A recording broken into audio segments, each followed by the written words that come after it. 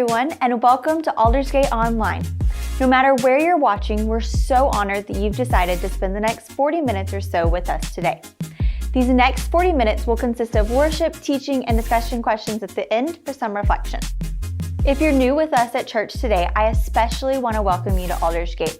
We're so glad you're here.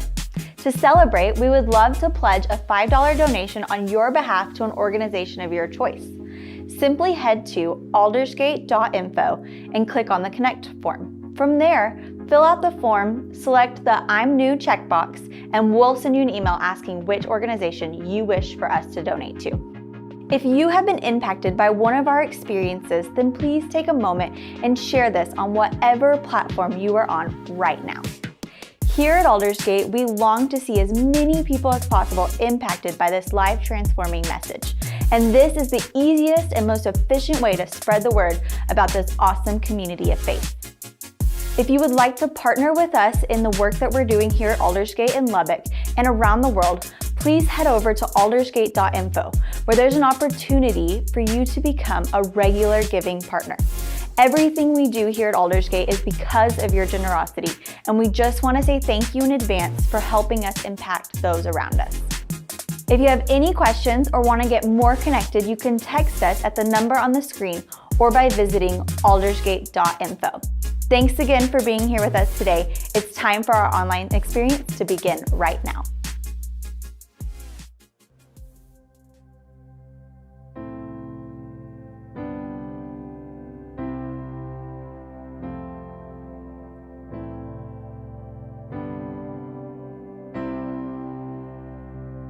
You unravel me with a melody.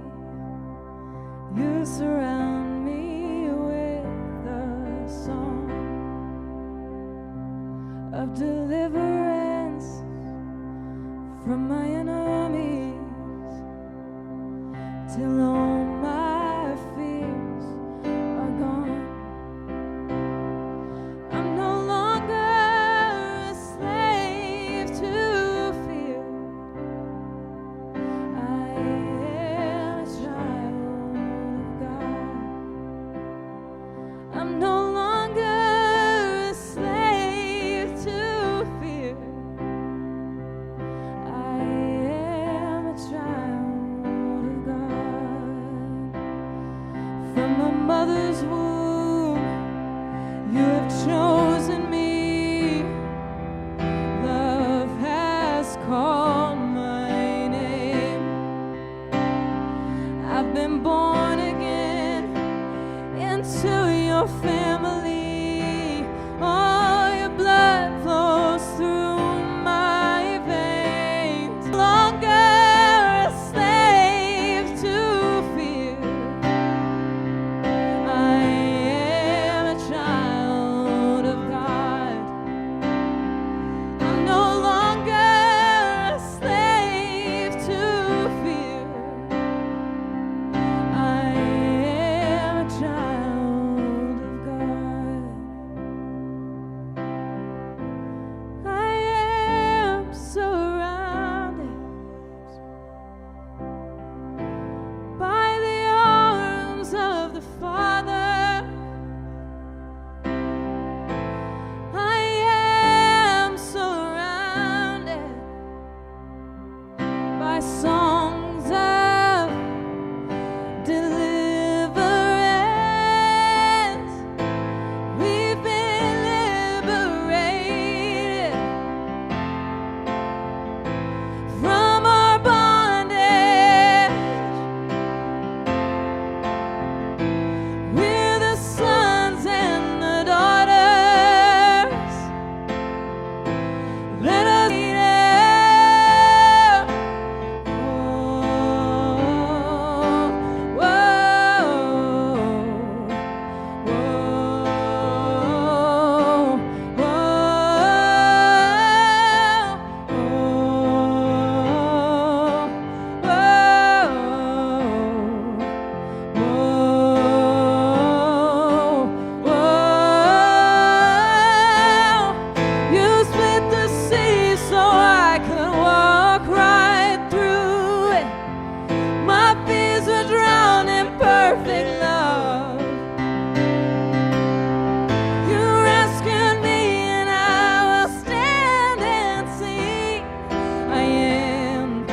a child of God. Oh, I am a child of God. I'm no longer a slave to fear. I am a child of God.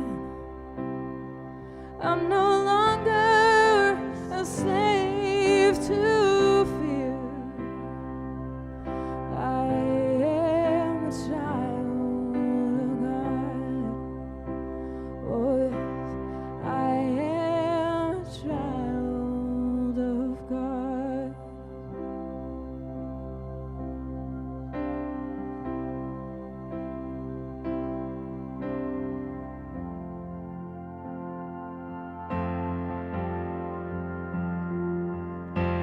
You were a lover before time's beginning.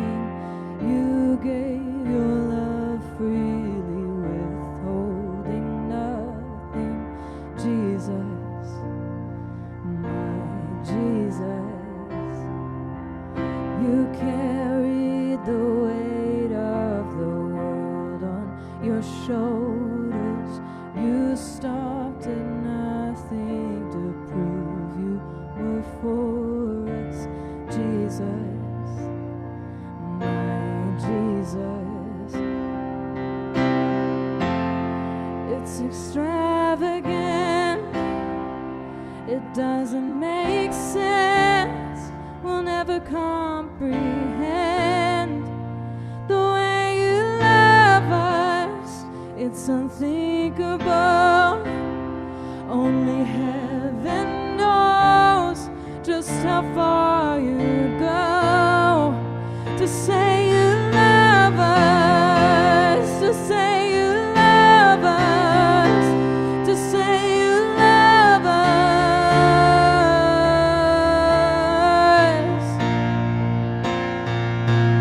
You don't belittle our pain and our suffering. You comfort us in our greatest unraveling. Jesus, my Jesus. You are the dawn that is breaking within me. You are the sun that is rising around me. Jesus, oh my Jesus. It's extravagant. Oh, it doesn't make sense. We'll never comprehend the way you love us. It's unthinkable. Only heaven knows just how far you'd go to say you love us, to say you love us, to say you love us.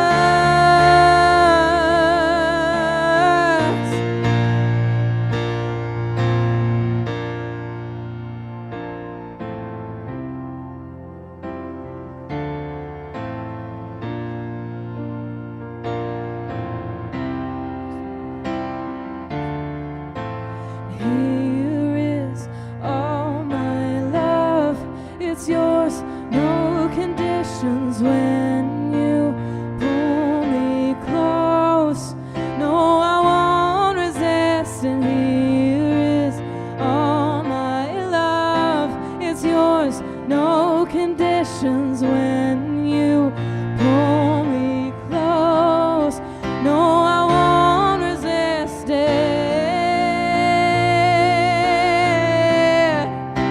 I won't resist it. I won't resist it.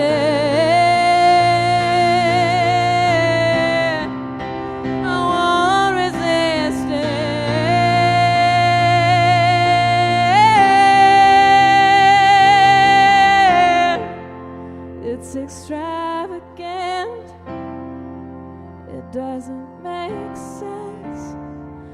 never comprehend the way you love us.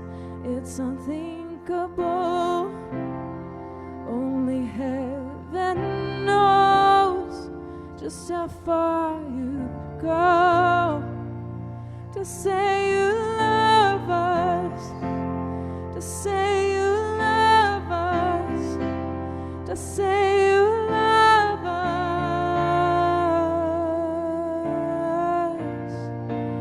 to say you love us, to say you love us, to say you love us.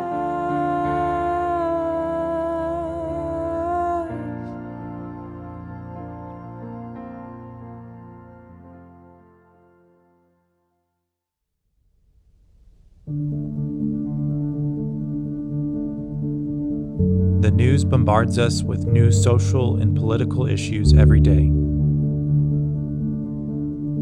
From social justice to racism to sexuality and everything in between. How do we respond to these issues, and what do we say when confronted with these confounding topics?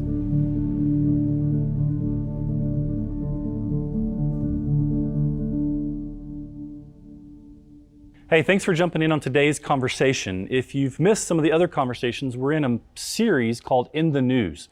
And so we're taking topics and issues that are relevant and in the news today, and we're talking about what the gospel has to say about them. If you've missed any of them, I would encourage you to go back and check them, especially the first one, The Gospel, Blessed and Bruised. It's a real foundational conversation on how we approach all these other things. And today's conversation that you're jumping into is on human sexuality. There are lots of questions about sex and sexuality out there, and questions about sex and sexuality create questions about God, because God created us sexual beings. So when sexuality becomes confusing, God can become confusing. And so it's important for us to have these conversations. And to have the conversation today, I want to share a story of Jesus. All of these conversations are based in the gospel. It comes from John chapter 4. We commonly refer to it as Jesus and the woman at the well, or Jesus and the Samaritan woman. So if you have a Bible or a phone app on your phone, I would encourage you to go there. And John chapter 4, you may be familiar with the story. This may be the first time you're hearing it. So I'm going to read most of the story to us. John chapter 4, verse 1 says, "Now when Jesus learned that the Pharisees had heard that Jesus was making and baptizing more disciples than John, although Jesus himself did not baptize, but only his disciples, he left Judea and departed again for Galilee, and he had to pass through Samaria." Now, this is very interesting wording. Let me give you some geography here. So Jesus was in Judea in the south, and he was going to go to Galilee in the north, and Samaria was between the two. So if you're in Texas and you want to go to Kansas, you got to go through Oklahoma. You don't really have to go through Oklahoma. Like if you just are anti-Oklahoma, you could go around to the west or around to the east. And when Jesus says here, when John tells us that he had to pass through Samaria, he didn't really have to pass through Samaria. In fact, most of the time, a devout Jew would not pass through Samaria because Jews and Samaritans did not get along. In fact, so much so that Jews would go way out of their way to the west or way out of their way to the east to actually get to Galilee from Judea. But Jesus had a divine appointment. And so he had to pass through Samaria. And I would just like to say here, we have to have these conversations. These are conversations that people are wrestling with and grappling with. And so it's good for us to lean in on these conversations and to dialogue. And that's what we want this to be. I don't want this to just be a message I'm preaching. I want you to dialogue with me. I would love for you to go to the chat box and ask questions or comment. And I promise I can't right now, but as soon as I can, I will get to you. I will respond to your question. And I would encourage you to do that because we really need to have these conversations. So verse 4, he had to pass through Samaria. So he came to a town of Samaria called Sychar, near the field that Jacob had given to his son Joseph. Jacob's well was there. Now hang on to that because we're going to come back to Jacob's well at the very end of today's message. So Jesus, wearied as he was from his journey, was sitting beside the well. It was about the 6th hour. That means it was noontime. That was not a common time for people to come to the well. Women usually came to the well. They were the ones who were responsible for drawing water and taking it back into their family, into the village. But it didn't usually happen at the noon hour. So this was already uncommon. Verse 7. A woman from Samaria came to draw water, and Jesus said to her, "Give me a drink." For his disciples had gone away into the city to buy food, and the Samaritan woman said to him, "How is it that you, a Jew, ask for a drink from me, a woman of Samaria?" And she even admits, for Jews have no dealings with Samaritans. In fact, a male Jew would not have any dealings whatsoever with a female Samaritan. And so Jesus says to her, "Give me a drink." Now, we need to understand the importance of what Jesus says to her, because Jesus says, "I'm going to touch my lips to the same cup your lips touch." Now, if you know the story of the woman at the well, you may be thinking, where is he going with this in regards to human sexuality? And I've never heard this message preached about human sexuality, but actually I think it has a lot to us to say about our sex and sexuality. And I think the biggest message, or one of the biggest messages, is Jesus put his lips on her cup. Jesus entered into this woman's world, to one of those people's worlds. He shouldn't even be having a conversation with her, much less drinking from her cup. But I need us to see here that Jesus' initial response to this woman is not a response of judgment. He doesn't preach to her. He doesn't just jump right in, telling her anything about her life, which he's going to get to here in just a little bit. The first thing he does is meet her with grace. Complete, unabandoned grace. And he does that without changing who he is. He enters into her world without compromising anything about him. And he simply entered into her world. A recent study from Barna does so many church studies, but a recent study from Barna said that the number one quality non-Christians, and this is their terminology, lapsed Christians, the number one quality non-Christians and lapsed Christians look for in a person with whom to talk about faith issues is that they listen without judgment. That's the number one quality they want, is someone who will just have a conversation about faith with them with no judgment, but with 100% grace. However, in that same study, they found that only 34% say the Christians they know possess that quality. Jesus put his lips to the woman's cup. He entered into her world, into the world of one of those people. You can define those people in so many different ways. The first thing we have to see that Jesus did was step into their story, step into their experience, step into her story and her experience. And Jesus answers her in verse 10. If you knew the gift of God and who it is that is saying to you, "Give me a drink," you would have asked him and he would have given you living water. And they have this whole conversation about water and living water. And Jesus is saying, "I'm the living water. And if you drink my living water, you'll never thirst again." And she's completely confused and doesn't really have any idea what he's talking about. But they're just engaging in conversation. Her experience, Jesus' experience, and they simply engage in a listening conversation. What would happen in our world when it came to the issues around sexuality if we just took the time to enter into dialogue with other people, especially people who think differently than we do, live differently than we do, define sexuality differently than we do? What if we just sat and listened and dialogued and had conversation? Because out of that flows the next thing that happens in this story. If you skip down to verse 16, Jesus said to her, "Go call your husband and come here." The woman answered him, "I have no husband." Jesus said to her, "You are right in saying, 'I have no husband,' for you have had 5 husbands, and the one you now have is not your husband. What you have said is true." So now Jesus goes from grace to truth. But it was the grace that he offered to her that gave him permission to speak truth to her. Now, this is Jesus. He doesn't even need permission for that.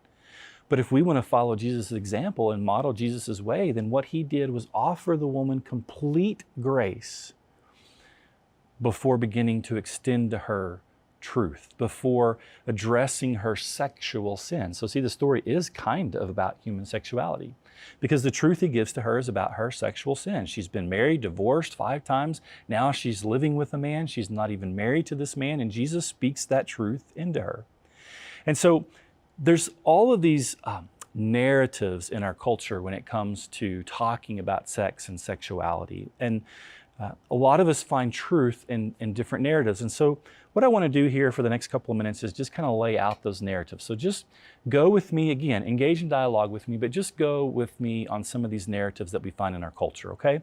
The first narrative when it comes to human sexuality, I call the cultural narrative. And this is not just about sex or sexuality, all right? The cultural narrative basically at its point says that whatever makes you happy, do that. That's the prevailing narrative of our day. We live in a culture where it's all about your life and the happiness that you have in that life and however you can be fulfilled in that life. And so when it comes to sex and sexuality, that cultural narrative says, hey, whatever brings our bodies the most pleasure, then do that.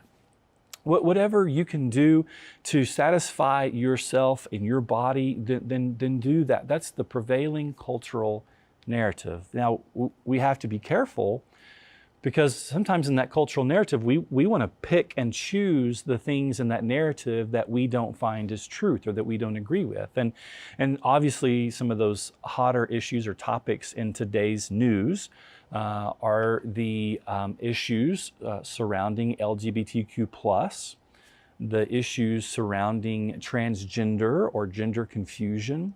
And sometimes we want to just pounce on the cultural narratives around those things. But we have to realize that when we're talking about human sexuality, it's so much more than those things. It's lust, it's pornography, it's divorce, it's adultery, it's premarital sex. And all of those things have a cultural narrative right now that says, hey, whatever makes you the most happy, then go and do those things. And the danger with the cultural narrative, well, there's many dangers, but one of the dangers that exists in our culture is now the buzzword is cancel culture, right? So you can have your truth and you can have your culture and you can believe whatever makes you happy, then go and do that, as long as it doesn't infringe on what makes me happy.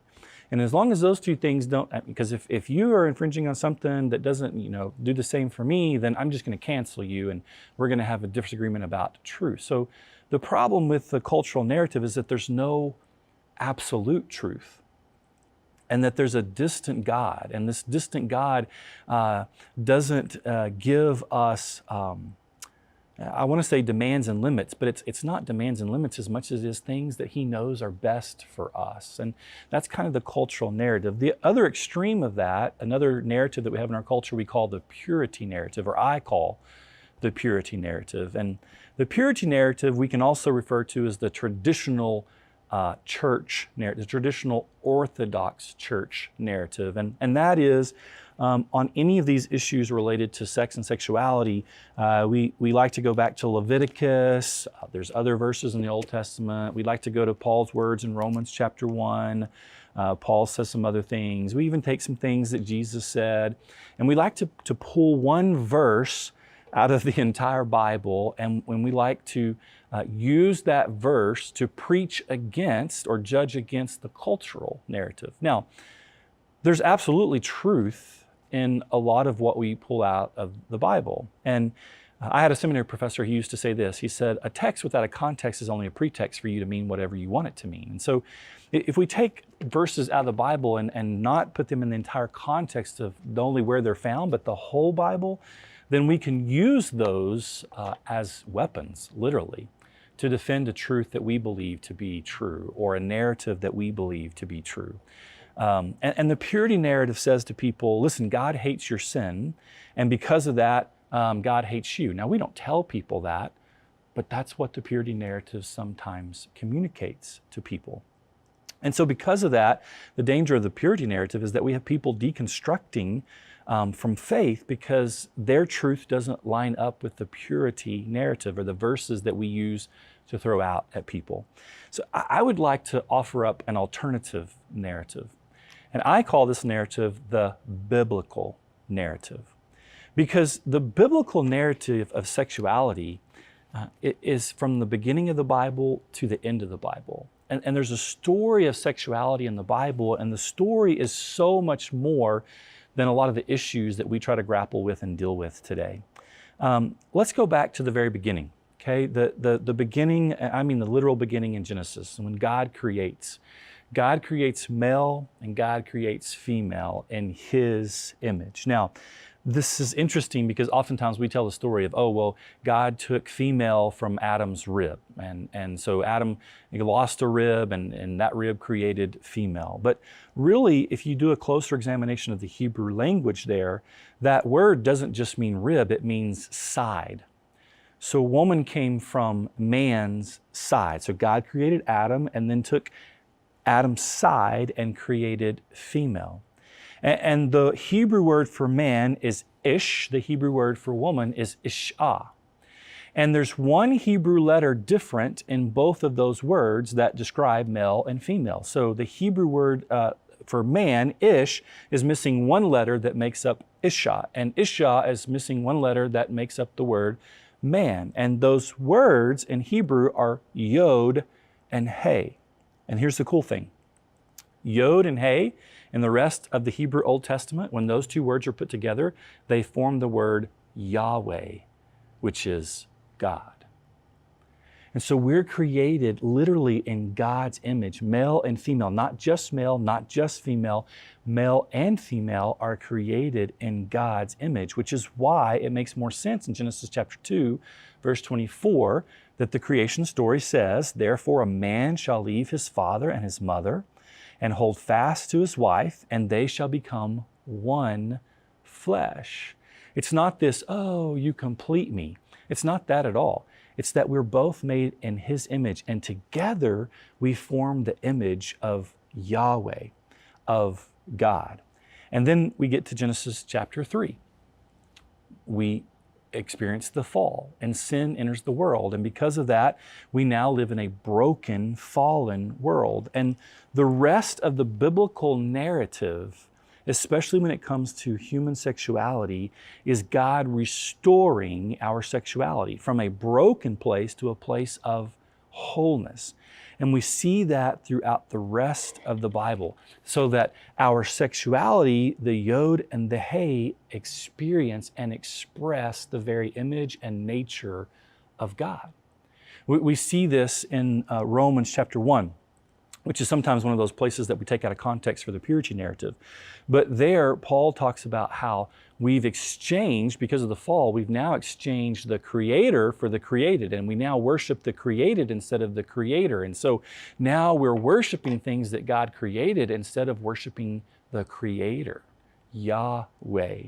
And Paul, over in Ephesians chapter 5, then says that marriage between man and woman, between male and female, is a greater picture of revelation, of this sexuality that says we are also Jesus' bride. The church is Jesus' bride. So we are the bride of Christ. And marriage is a picture of what that looks like. You continue to read in Revelation and you see more of that revelation that Jesus is coming back for His bride. And that image or that relationship between a man and a woman in marriage is one that represents that revelation of our sexuality. When Jesus was talked to, Matthew chapter 19, I believe it's 19, when Jesus was approached about divorce, He goes back to this creation. He doesn't even answer the question about divorce. He goes back to the story of creation. Because from creation to revelation, there's this biblical view of our human sexuality, of male and female coming together. And in that relationship, we represent Yahweh and we represent the bride of Christ and the revelation of what that looks like. Now, some of that's still a mystery, which is why it's very interesting where Jesus goes next in the story of the woman at the well. Actually, the woman is the one that goes there. She says in verse 19, the woman said to him, "Sir, I perceive that you're a prophet." After Jesus shared truth with her, "I perceive you're a prophet."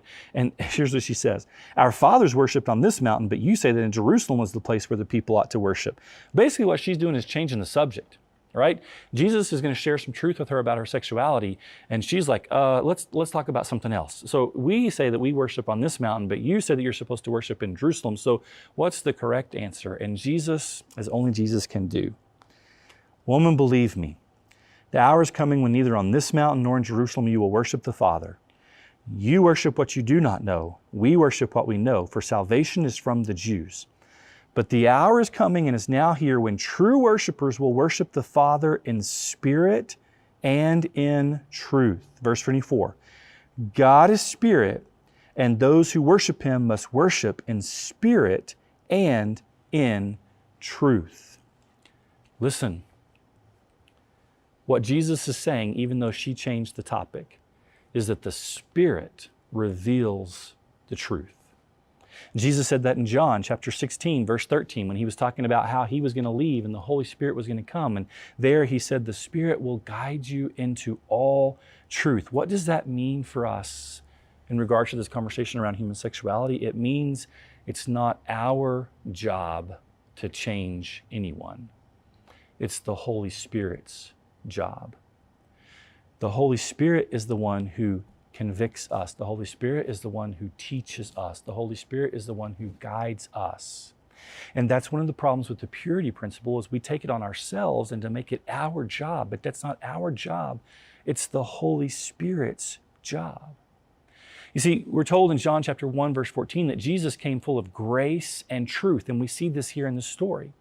And oftentimes we think, we've got to balance grace and truth. So Jesus was 50% grace and He was 50% truth, and you put those together and it makes 100%. No, Jesus was 100% grace and He was 100% truth. And we see here in the story, He gave 100% grace to the woman and He gave 100% truth to the woman. And our goal when it comes to the issues of human sexuality of our day, listen, I'm not talking about just LGBTQ plus or gender dysphoria. I'm talking about pornography and lust and divorce and premarital sex, all of the brokenness around our human sexuality. Our goal is to give unrestricted love 100% of the time, while we also give uncompromised truth 100% of the time. Jesus' grace allowed Him to speak truth to the woman. And you go on with the rest of the story. The disciples come back. They've got food because they went in. Jesus says, "Hey, I'm not hungry. I've got food you don't know about." The disciples are like, "What? We wasted all this time and this money going in and getting food." Now He says He's not even hungry. And He goes on and He begins to say, my food, I'm in verse 34, "My food is to do the will of Him who sent me and to accomplish His work. There are 4 months, then comes the harvest. Look, I tell you, lift up your eyes and see that the fields are white for harvest." The disciples are going, "What is He saying? What is He talking about?" And then you jump down to verse 39. "Many Samaritans from that town believed in Him because of the woman's testimony. He told me all that I ever did." That woman left that well a changed woman. She went into her village, talked to many that she was probably shameful to talk to, told the story of her encounter with Jesus at the well, and they too experienced and changed and transformed lives. This is what Jesus was saying when the harvest is plentiful. His grace and His truth offered that woman and many in her village a relationship with Him. This is often where we miss it when it comes to the issue of human sexuality.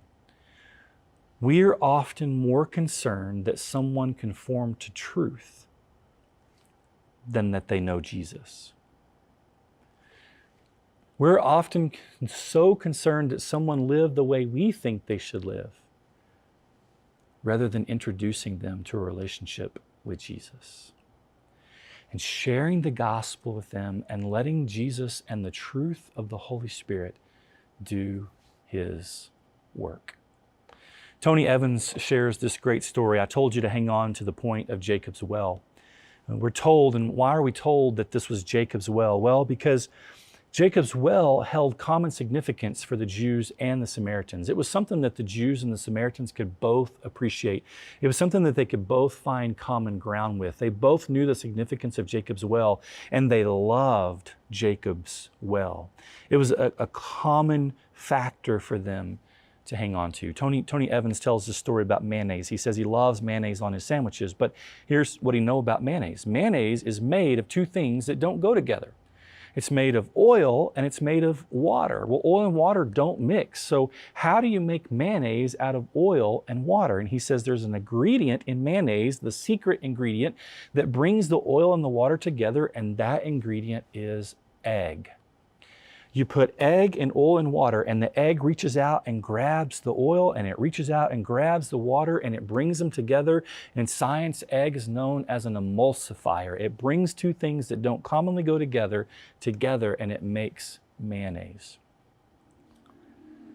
Jacob's well was that for Jews and Samaritans.